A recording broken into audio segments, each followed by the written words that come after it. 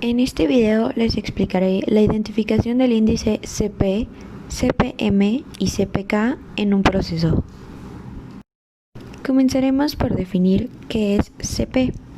El CP o la capacidad de proceso es el valor resultante de la diferencia entre el límite de especificación inferior y el límite de especificación superior, dividido por un sigma de las desviaciones.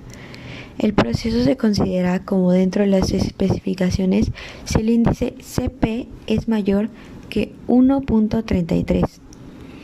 La capacidad del proceso, en este caso, mide la capacidad potencial que éste tiene.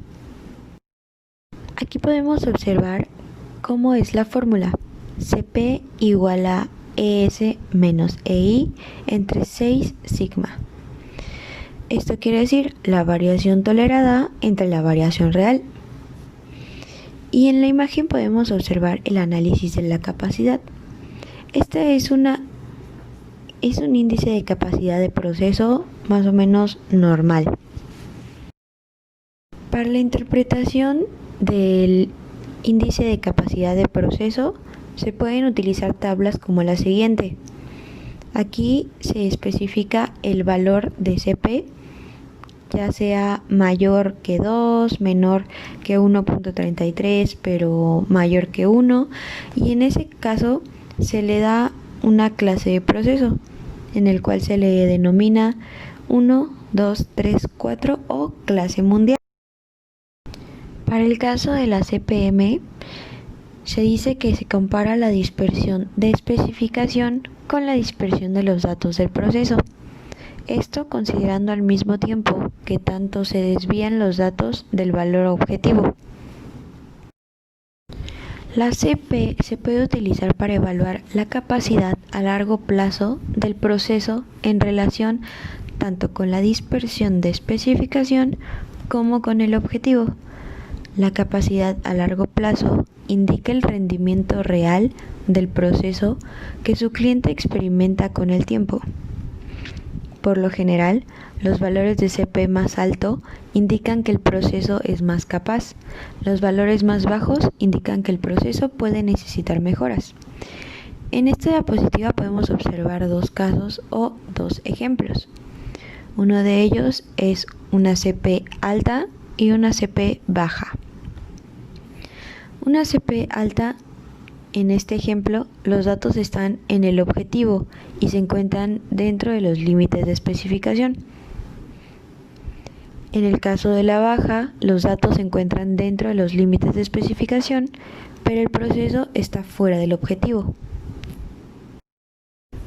Para el caso de la CPK, esta es una medida de la capacidad de subgrupos a corto plazo del proceso.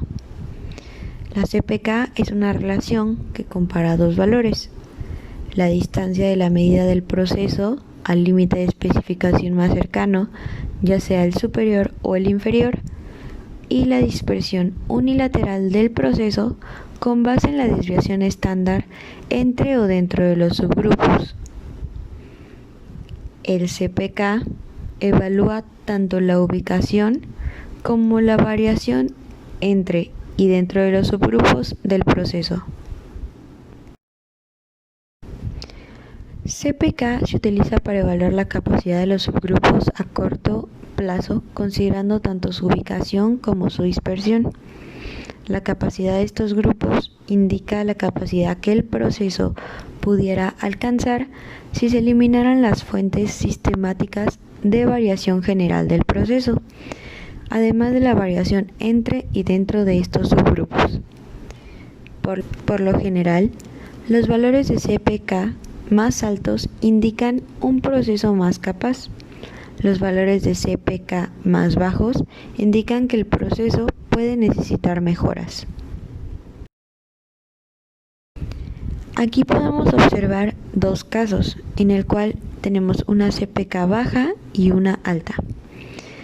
En el primero, la CPK baja, la distancia de la media del proceso al límite de especificación más cercano es menor que la dispersión unilateral del proceso. Por lo tanto, la CPK es baja. y la capacidad de los subgrupos a corto plazo del proceso es deficiente. Por otro lado, tenemos una CPK alta, en la cual la distancia de la media del proceso al límite de especificación más cercano es mayor que la dispersión unilateral del proceso.